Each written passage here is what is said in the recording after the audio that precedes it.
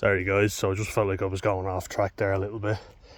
But you know those types that are just nightmares to deal with, and they put everyone in a bad mood. And how to deal with that is tricky. Because if you can get away, great. You don't have to deal with those people, fantastic. But they can get in on you, and they can ruin your confidence for sure. Make you doubt yourself. Especially if they're not being called out for it, and when you do call them out, nothing's done about it. Not nice. Masculinity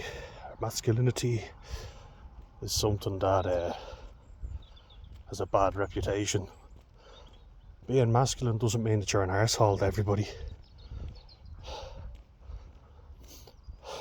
And like I was saying yesterday, if a lot of women go out with these guys, you're kind of thinking to yourself, why? What is it about this fella that appeals to you so much? Why is he so great?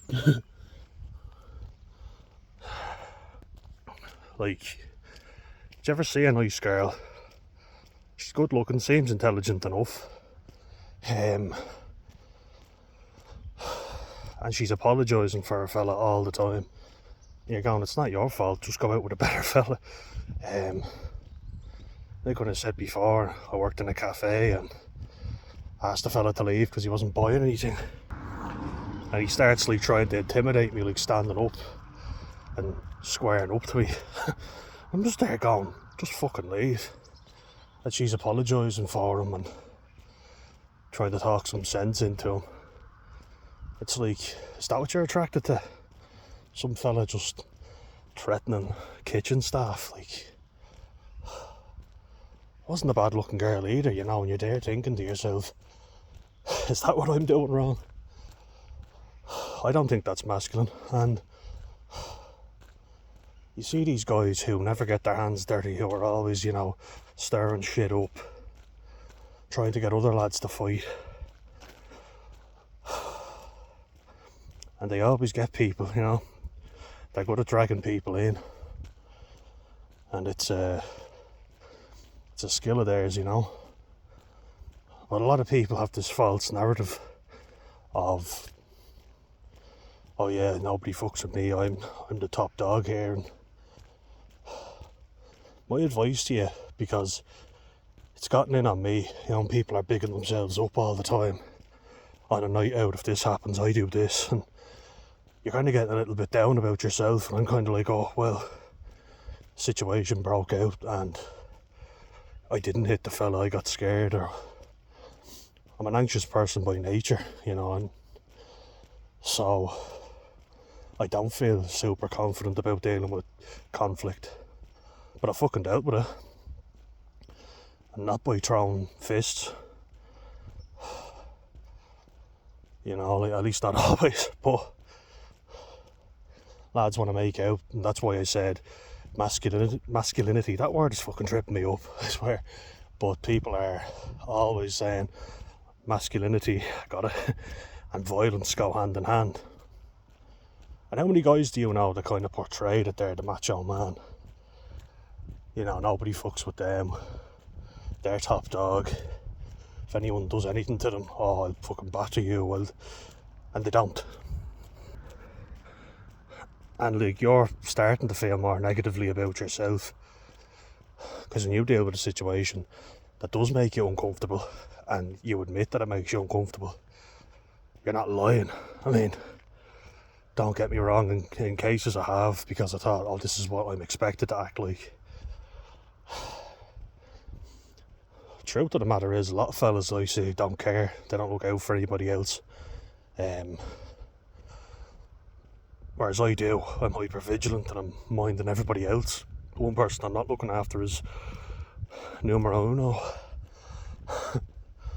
I'm always concerned about other people, because like I say, I base my self-worth off what I can give to other people. I don't think very highly of myself, so yeah, it's not great. You do start to just kind of feel like, you're only as good as what you can contribute to others. I would say take people as you see them in your own life. Someone who has to talk a good game, in my opinion, and the opinions of others as well that I've spoken to, they're obviously trying to compensate for something. And where that saying in Shrek, I know that saying in Shrek, like where he goes, Lord Farquaad's castle, do you think he's compensating for something? That's a good saying. It's kind of true. And I've been unfortunate enough to be around a lot of bullshitters who, when shit does hit the fan, they're kind of just looking at you and expecting you to deal with it. And what they mean by that is, oh, you're a big fella, start throwing haymakers. And obviously if you do that, that makes you fair game for everyone. You've started it, you know what I mean? So, in my opinion, I always waited.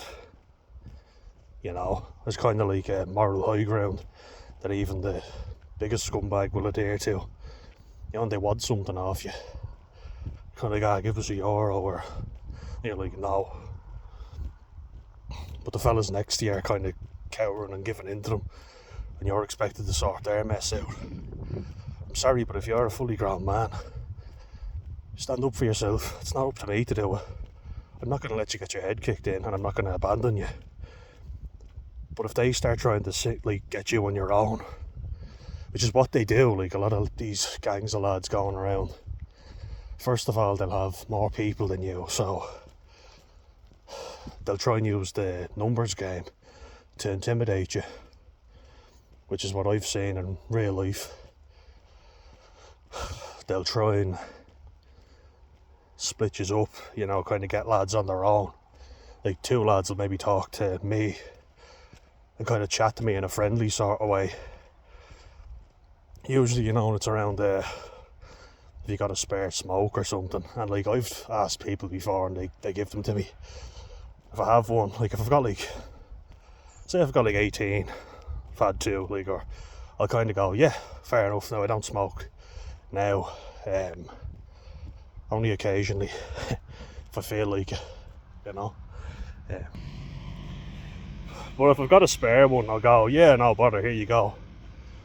I don't just, you know, go, oh, here you go, shitting myself. I go, yeah, have one, you can have one. There you are. If I've got plenty, I'm kind of like, used to be a bit of a stingy prick now when it came to that, but it's kind of like, yeah, alright, look, no hassle, here's one. If they start asking me for loads, like, I've already given you one, so there's my comeback immediately, you know what I mean? I don't want the fucking hassle either, to be honest with you. Like, do you really want the hassle of getting into a row just because you wouldn't give a lad one smoke? But if I've given them one, I'm like, and they start trying to kind of go, oh, you've got loads there, give us more. Kind of like, no, I've given you one. That's another thing, I'm trying to show people what I've got, like how much I have.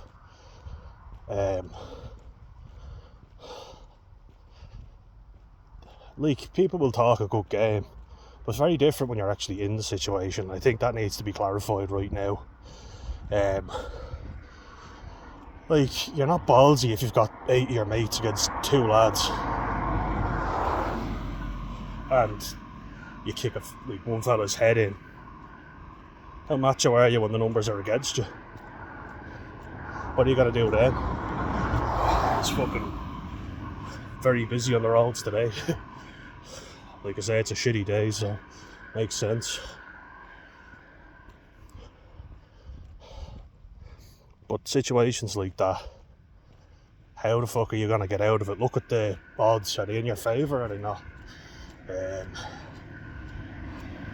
I wouldn't be someone who loves fighting anyway. You know, like, truth be told. I'd be someone that's just looking to enjoy their fucking night and not be bothered.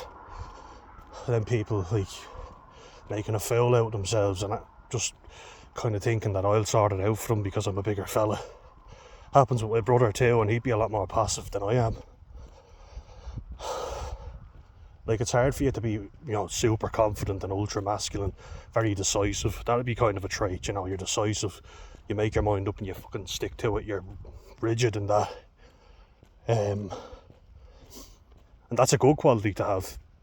Be decisive, know what you will and will not stand for. What a fucking car. Very loud out today. It's a road, I guess. Don't you guys know I'm trying to make a fucking video? In fairness, it is a road. It's just usually not this busy, which is why I decided to walk this route. Not to worry.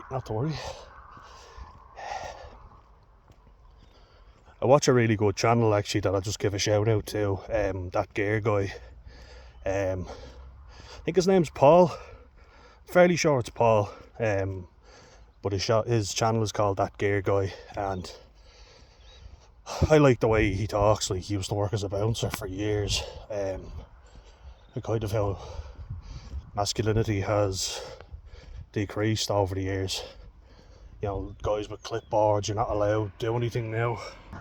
Like, so there's very little as a security guard you can actually do nowadays that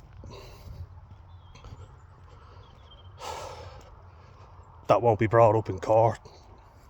It seems to be decided that you are the one that's in the wrong, and they side with the scumbag over you.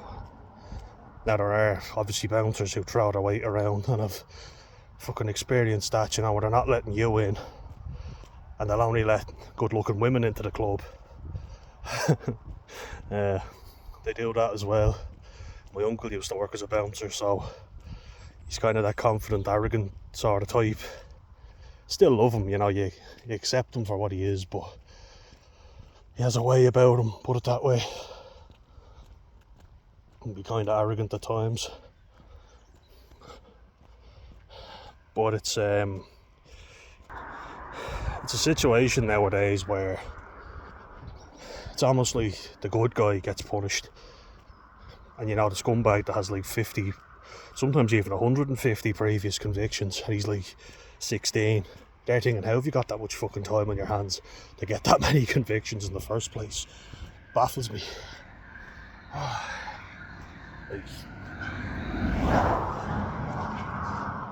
It's just insane. But he always gets the sympathy card. How he's gotten out that many fucking times, I don't know, but he knows his age will count for him, which is why, like, a lot of these gangs will get young fellas to go and commit crimes for them, because if they're older, their age counts against them. They should know better, but if you're a young fella, they know you'll get away with it,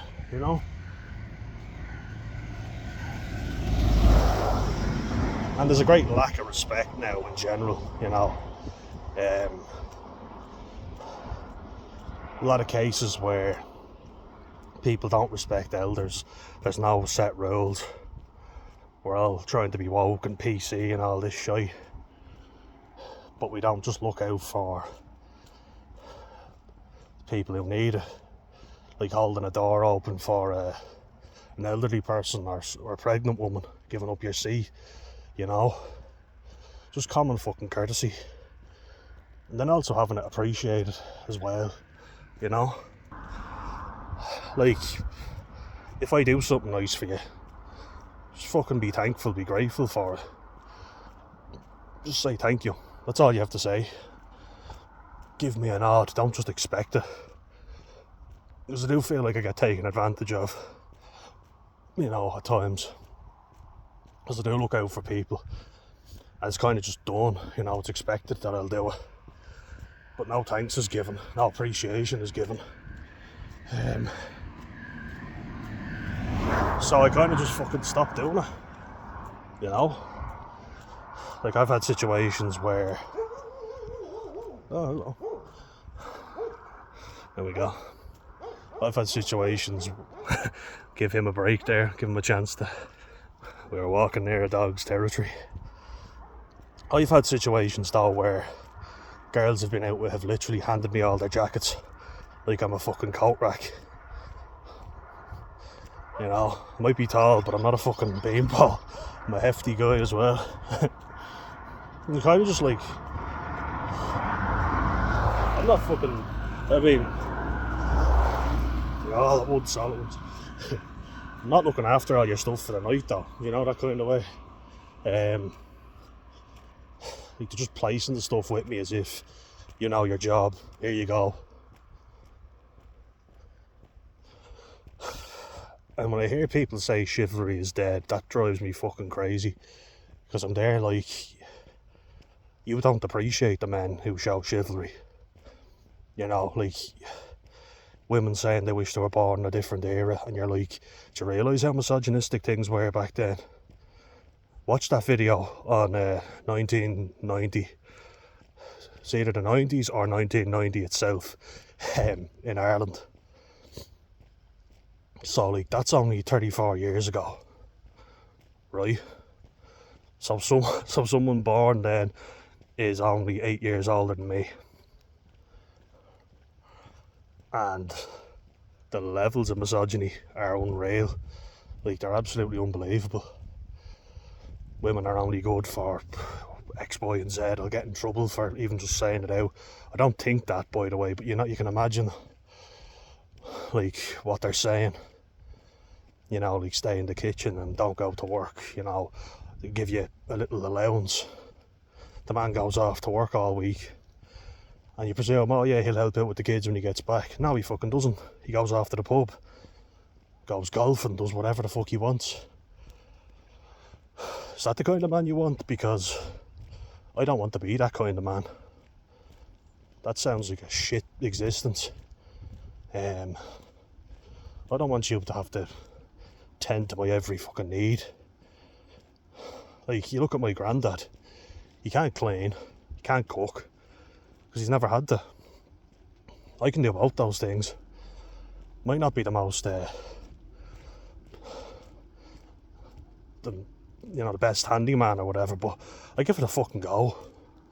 It's not as if I've been taught that, you know, and have asked, believe me. Tried picking my dad's brains about a few things, but he just didn't have the patience to teach me. So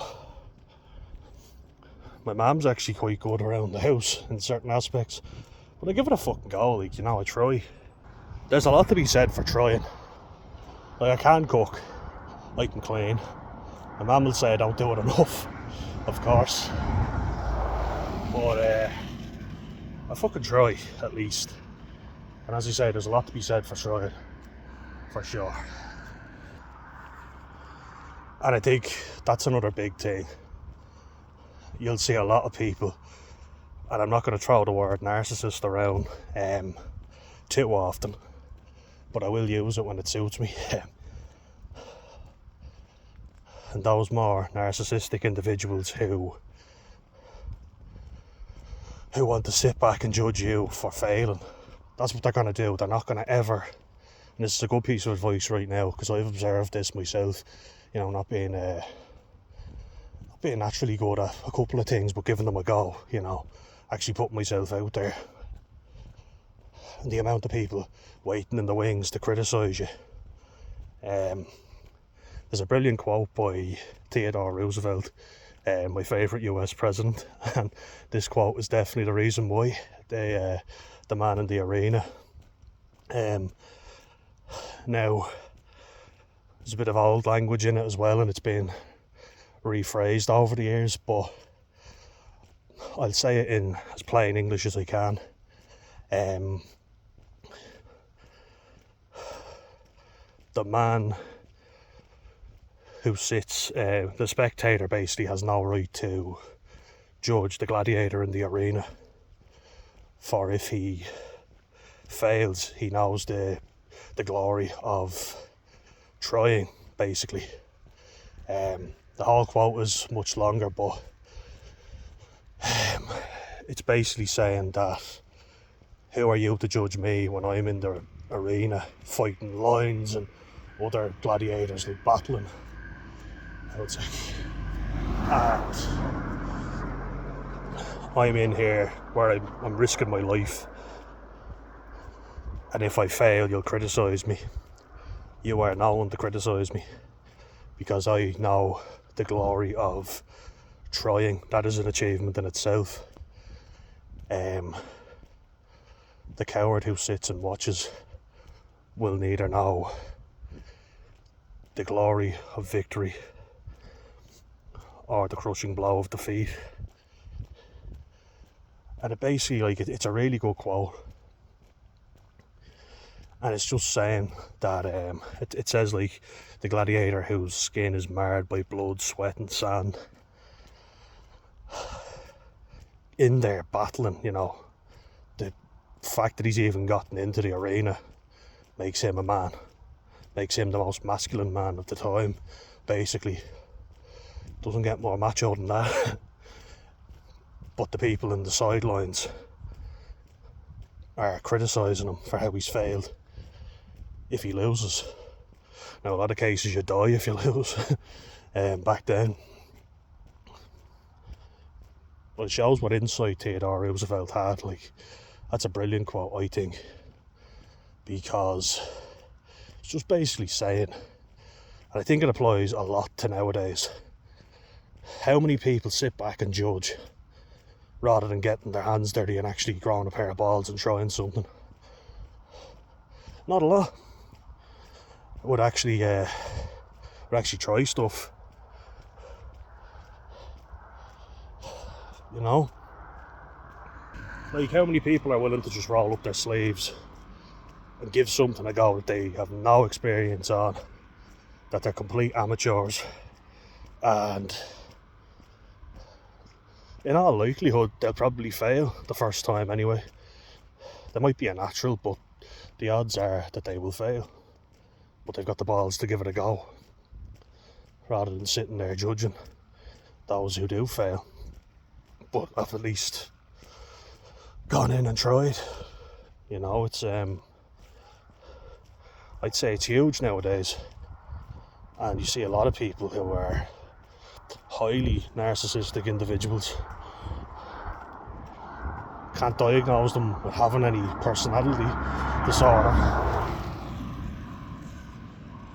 Can't say that they have narcissistic personality disorder, because you need a medical professional, of course, and that's fair enough. But certainly they're high on traits, high on crack, more like. Sorry, one second. But you know the types. We all do. Nobody does anything for them, and so they never have to face any criticism, because they don't do anything. How can you be criticised on something if you never do anything, right? And then I would have done this for my own family, where I'm cooking, I'm cleaning, doing the garden and all. And the one time the dishes aren't clean, that's brought up, rather than thanks for doing it the whole time. Like, when I was staying with my granddad, a really good example. Like, got really pissed off with my brother in this instance, right? Because he can be a bit lazy. Just gonna say, I can too, but he really can. Like, oh, I'm not arsed, I'll do it tomorrow. He says that a lot. And it's just an example right now. Like, I was staying with my granddad, I was doing the dishes, cleaning the floors, I cleaned the fucking bathroom till it was spotless. And that was never appreciated at all. The hedges were overgrown, the grass was overgrown. The hedge was so overgrown it was literally falling onto one side. And I just thought, like, we came down here as like little kids to see our nanny, who we love. Just a shout out to Lena. Hope you're doing well up there. I do believe in heaven, so she was a good one, and I hope she's up there now looking down on us. But even though we've never had the best relationship with our granddad, we're like, this is the family home, right? this is where we've come down since we were little kids, to meet all of our family on our dad's side. Somebody don't have a bit of fucking pride and keep it clean. Doing the grass took me like 5 minutes, so I'm not looking for any praise there. Doing the hedges a little bit longer, but it just annoyed me looking at it, so I thought I've got to get it done. Me and my brother start staying there then for a little while. Of course, our auntie made a big deal out of that because her kids are the best, she's the best, and it's always been very clear to us who the preferred kids were. And that's the thing with narcissism, where they have the golden child, so to speak. And my dad definitely wasn't the golden child. He got treated like a simpleton by them a lot of times. So I have empathy for him in that, because I got to see firsthand what it was like living with my granddad for a few months, if even. Nah, it was a few months. But all was going well. Then all of a sudden, oh, 2 big lads here, the dishes are done. You're like, when our cousin was over, he never did anything. I had to go with him before because there was mould in the bread bin, all his empty beer cans all over the place. Said he bought fresh bread. I was like, clearly you didn't. There's fucking mould growing out of the thing. And he thought I was a handyman for doing a few fucking hedges, like cutting a few hedges. Called me Handyman Dan. I was like, really? He was afraid of using a hedge trimmers, because he'd watched videos on people cutting their limbs off with fucking chainsaws. You know, the fucking Texas Chainsaw Massacre one that you rev up? Not that. Literally a fucking garden hedge trimmers. Where once you take your hands off, you have to have 2 grips on it, and once you take your hand off, thing stops. And I said that to him. I just laughed at him. Like, yeah, was I calling him a bit of a Jesse boy or a bit of a pussy? A little bit. So, yeah, that's a bit of toxic masculinity, but come on, right? It's not going to kill you. But that shows his kind of mindset. Because he's seen as the academic one, and me and my brother only have one as far as I know. We're seen as the idiots, you know, the big fat heaps. And it's always been made clear to us that we're the chubby ones, we're the fatter ones, we're the thicker ones as well. And I've always got that off my dad, you know, like, I got a good work ethic off him. But rather than having high standards for yourself, it was more so made out like, be a man and just get on with it. You know, like that incident in particular really annoyed me. Because I said, we've been doing the dishes all week. And then I was kind of made out to be the bad guy. I was like, no, I'm just saying. Could you just make sure that they're done, please? And I was like, yeah, no problem. And I said to my brother, I was like, Sam, for fuck's sake, I told you to do them because I knew this would happen. So, like, kind of annoyed at him. More so I knew what we'd get as a response. And that's how ingrained it is in me, you know. I knew we were going to get it. It wasn't going to be praised for all the times we did stuff well. It was going to be the one time we didn't do it, that's when it would be noticed. And sure enough, it fucking was. So I said to him, just do it, you know, do something, keep the place clean. In fairness, I think that's the bare minimum you should do when you're staying in somebody else's house. That's fine, that's fair enough, I get that. And like, when I was staying with my granddad, I understood when he got a bit annoyed because I didn't call to say I'd be home. You know, but it's kind of like one rule for one person, one rule for another. And most of the time I did call him, other times I forgot. But my cousin had just basically had free rein to do what he wanted. I kind of felt like double standards. But do you see how you kind of set the tone as the person who'll do stuff for other people? You're used and abused. That's the God's honest truth about it.